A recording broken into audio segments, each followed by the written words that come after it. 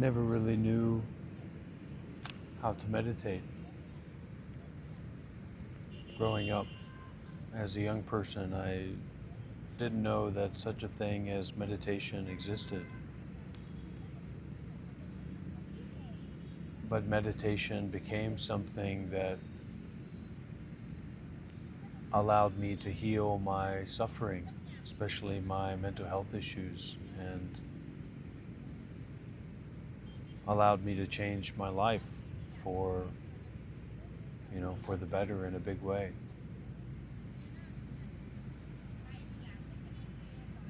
So something that I do really want to share with this community is not just the teachings of the Dharma and the lived experience of detachment, sharing what I experience things as someone who's been on the path for a long time, but also this way of meditation.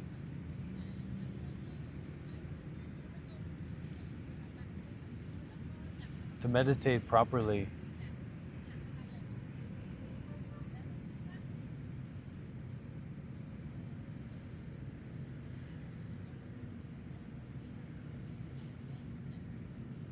you have to be willing to rip up $100 bills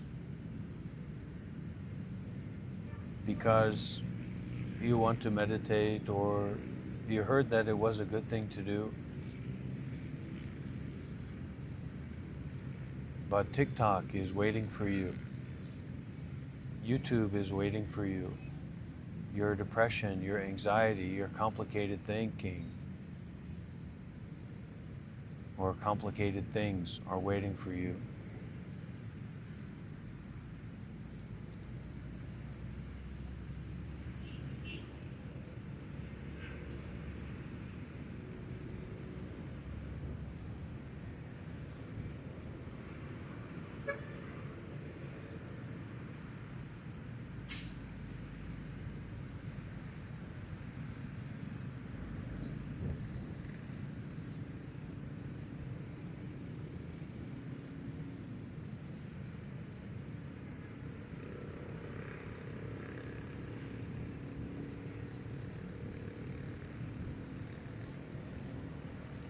So to rip up $100 bills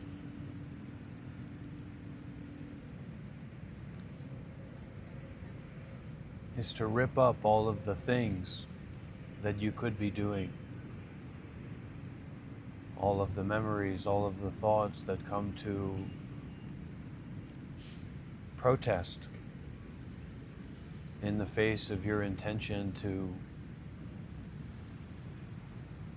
not be involved with money, to not be involved with your self-image, to not be involved in story.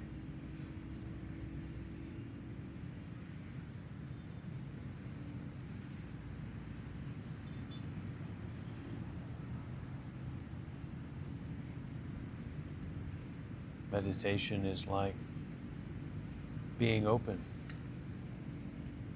being like an open door to the outside.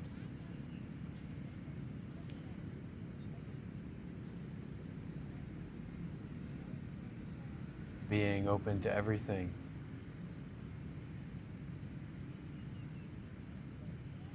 And everything doesn't depend on you. It's kind of singing and dancing with not depending on you. The flags waving in the wind, the clouds moving over the sky.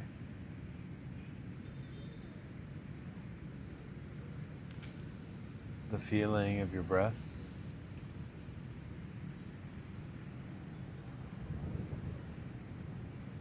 Don't make meditation into a thing. Don't make your life or your identity into a thing. Allow it to be the way that it is, and the way that it is will dissolve itself. But you have to be willing to do that. You have to be willing to reach into your bag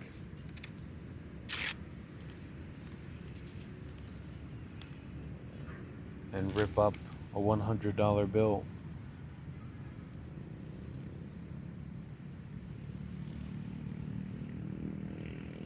Hey Ash, are you okay? Yeah, I'm doing great. How are you? Well, I'm recording a video for a guided meditation on the channel. Oh, okay. The post later on. Post later. Yeah, that's right.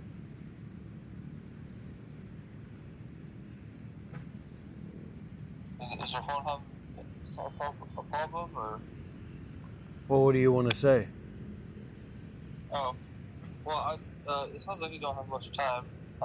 No, I've got plenty of time. It's all right. Go ahead. Okay.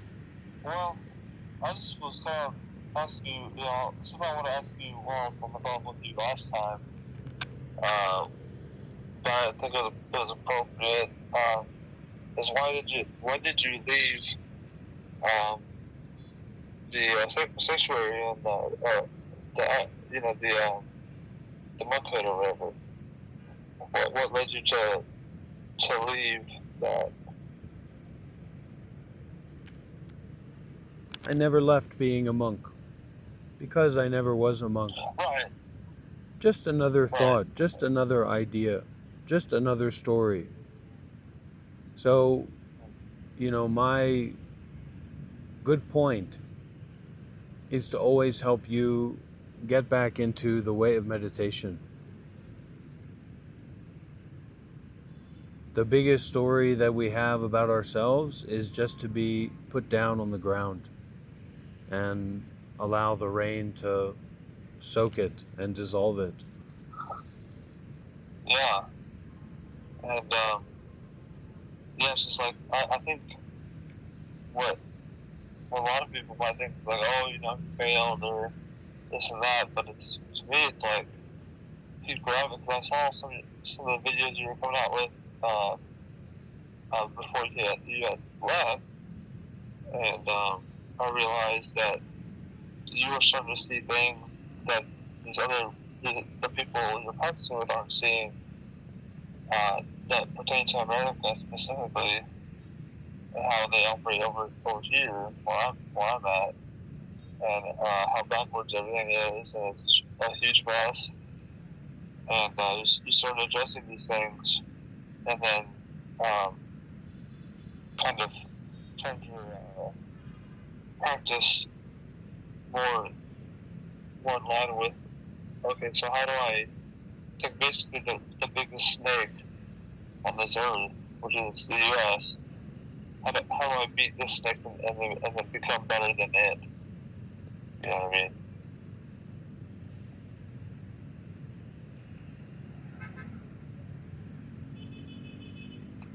That's just what I thought might be, uh, not in those words, but something that goes off through your head.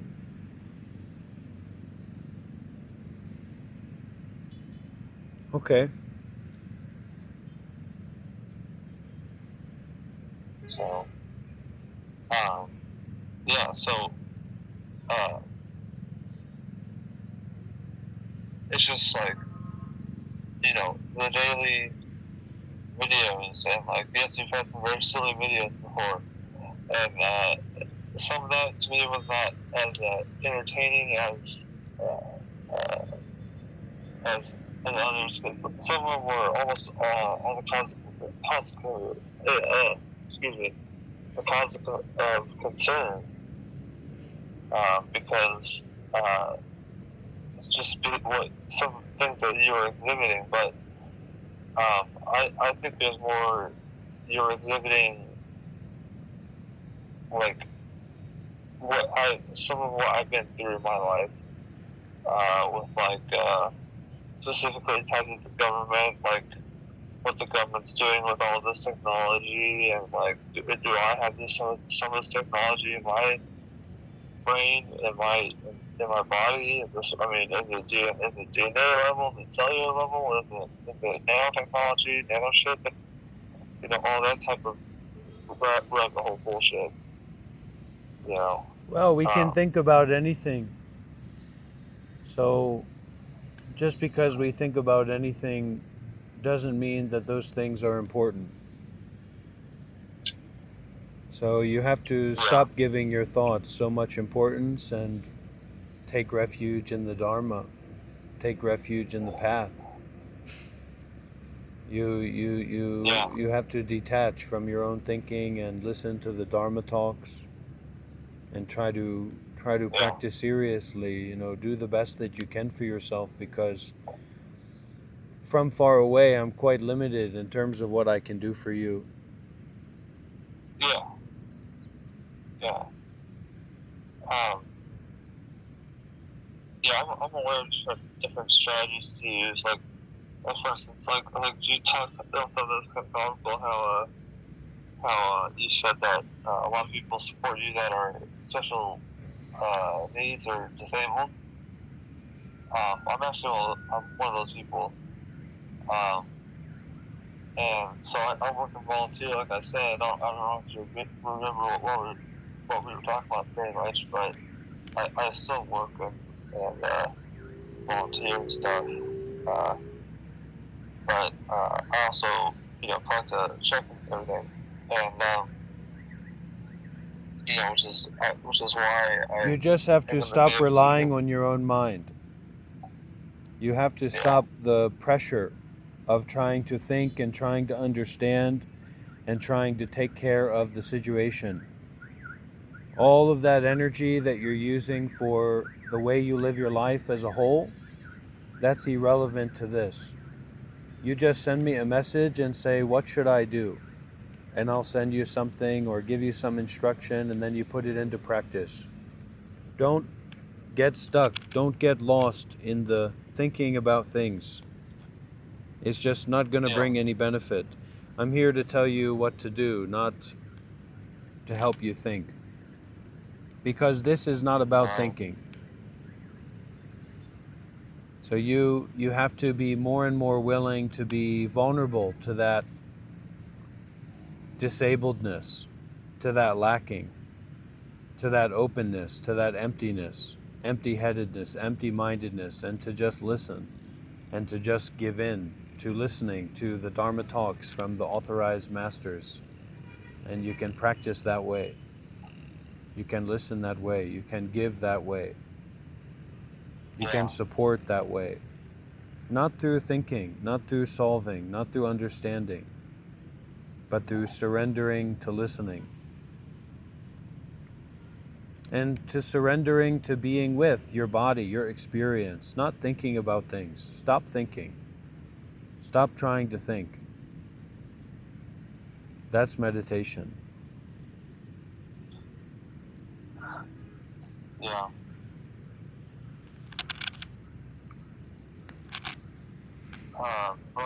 When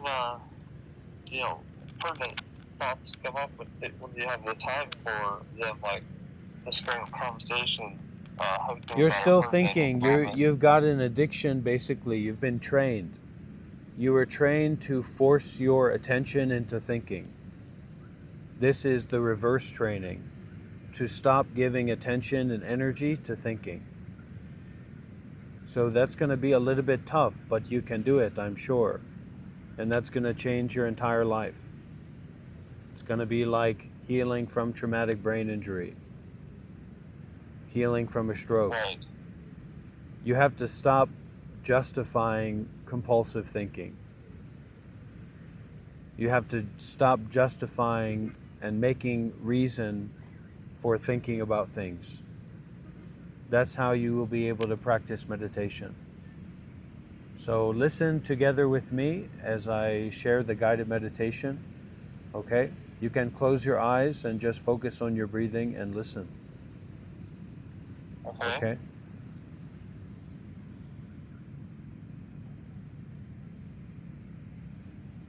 So this experience is totally unconditioned.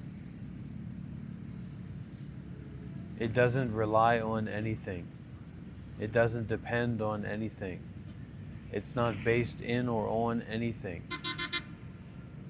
Everything here every thought, every memory, every sound, every sight, every sensation in the body is totally unreliable, totally changing, impermanent. Every thought gives itself its own ending. Every sound gives itself its own ending. So you, as a practitioner, have to be ready and willing to rip that $100 bill. Because what that $100 bill represents is your attachment, your belief in thinking, your attachment, your belief in being someone, in doing something, in thinking about something, in figuring something out. You have to go all the way into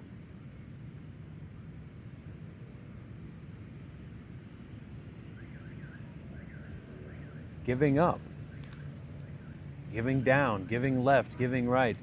It doesn't matter what happens in the meditation experience. It is already giving the ending to itself. You just have to be the allower and the ripper, the allowing of that experience to be there, the willingness to rip that experience in half if there's any kind of involvement. Not about a special experience, because what this is already, your life, your lived experience as it is right now, whatever now is, it's this, is already beyond ordinary and special. It is already enough. It is already complete. Your whole life is already fulfilled. You could die now, just like you can live now. It's finished. It's resolved. There's nothing that you can be confused about. There's no such thing as a good meditation, a bad meditation. You're going in the right direction, you're going in the wrong direction. If you're going, then you're wrong. So just remember the wrongness of you, the wrongness of this self-view, someone who's experiencing. Yeah, you might have a good experience in meditation, just like there might be a big wave or a small wave. You might have a bad experience in meditation, just in the same way that the wind will be soft or strong. So this is to give the irrelevancy, not with force, not with effort, not with struggle, but with an allowing of what is to dissolve itself and to be there with its dissolving. So you can see clearly that every thought you have is irrelevant,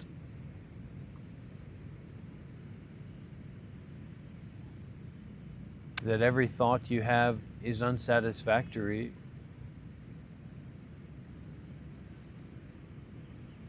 that every thought that you have is just a thing that doesn't exist by itself.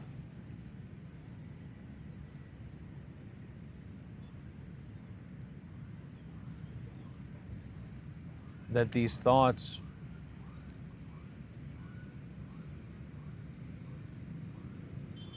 can't be held by anyone.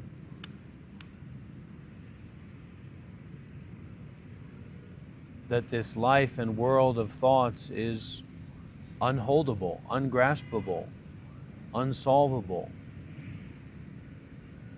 It's like trying to figure out your ego and meditate yourself into a better situation is like trying to solve a Rubik's Cube with your mind. And the Dharma is pointing out that the Rubik's Cube is already solved. inasmuch as you can view it clearly, see it as it is.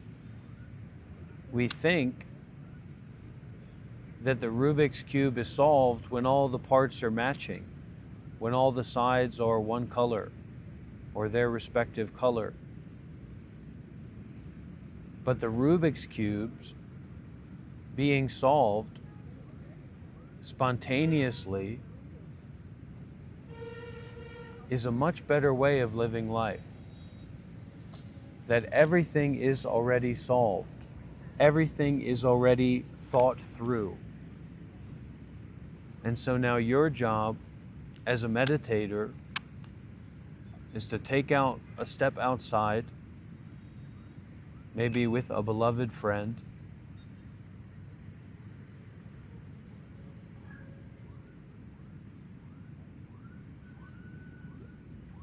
and to give up, and to give away, and to give down, and to give left and right, and in and out. Whatever it is, just give it. And if you can't give it, then maybe it's time to tear some shit up.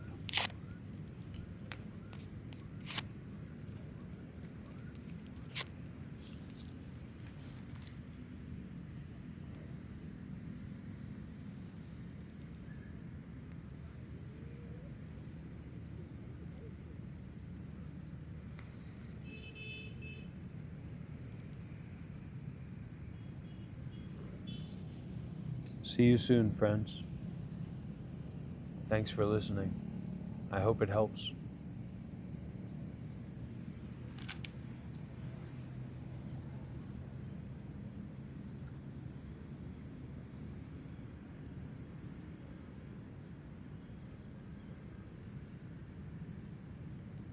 To listen to.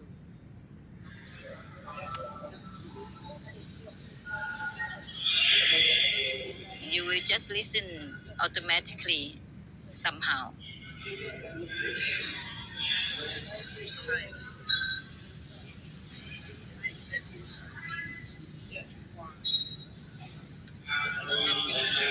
Just listen.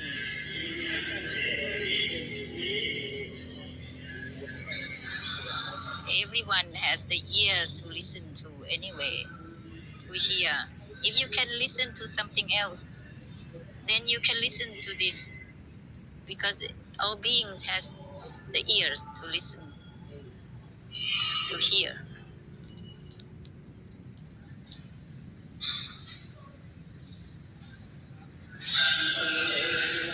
If you listen and you cannot take it, how do you know? It's already taken in your system automatically. You have taken in already automatically. It's just not met within yourself. Just like the buffalo begin to listen, it's not yet get anything. But after some times, it will just continue to get it.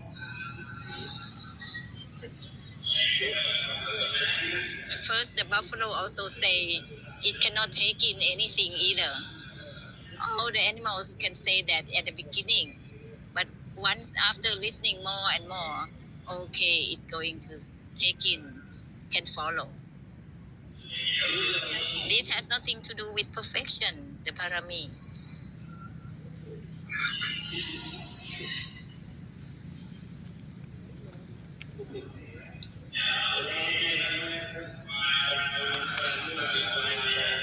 Singing for the buffaloes to listen to, the buffalo will click anyhow at some point.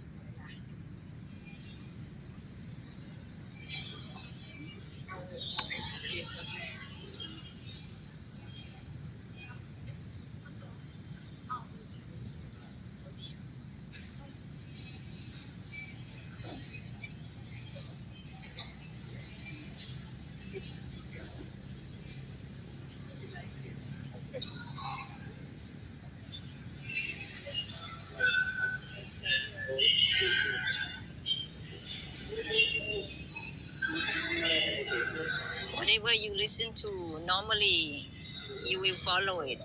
It's just that you are matched with what you listen to or not. Are you familiar with what you hear or not, from what you have heard from the Arahant or not? The perfection somehow could be like a wall that blocking you. But just if you just listen, continue to listen. Just like when you listen to music, somehow at some point you will enable to sing.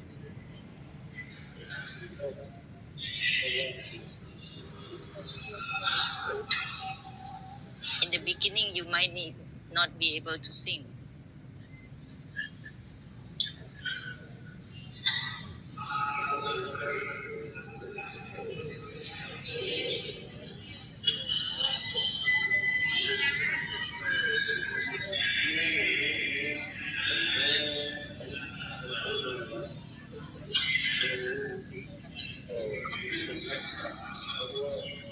This is not the essence that comes from the worldly context. This is not grasping, even the not grasping.